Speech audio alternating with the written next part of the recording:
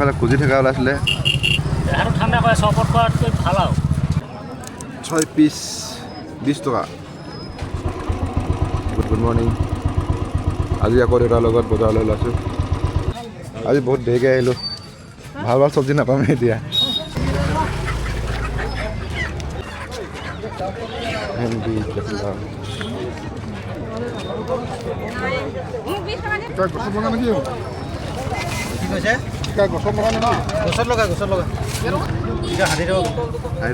ঘৰৰ মানুহ হ'লে দি দিব বুলি কৈছে।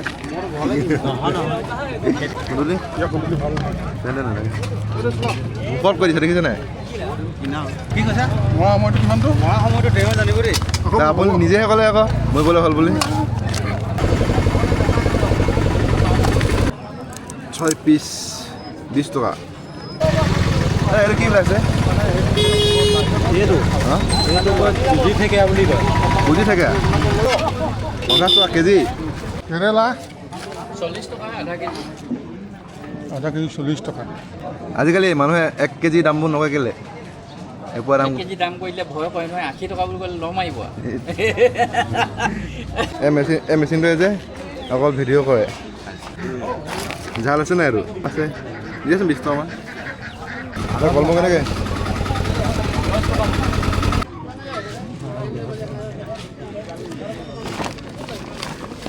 কিনিলৈ ল'বা।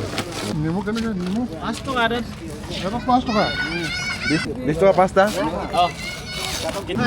এইটো ধৰিলে অকণমান ধৰিব পাৰিম। পাতল পাব ধৰি। এইটো সম্পত্তি। এই আহি গ'ল। দি দিয়ক পনীৰ 30 টকা দি দিয়ক। এইবোৰ নিজৰ ঘৰৰ গছত নেকি? আগতে গছত উঠি খাওঁ, এতিয়া কিনিবলগীয়া আছে। কিনি নাই গ'ল। গছত কাৰেণ্ট নাছিলে, আজিকালি গছত কাৰেণ্ট হৈ গ'ল। এফালে খুজি থকা ওলাইছিলে, ঘৰলৈ আধা কেজি লৈ লৈছোঁ 20 টকা। কি কাৰণে কিহত দিছে এইবোৰ?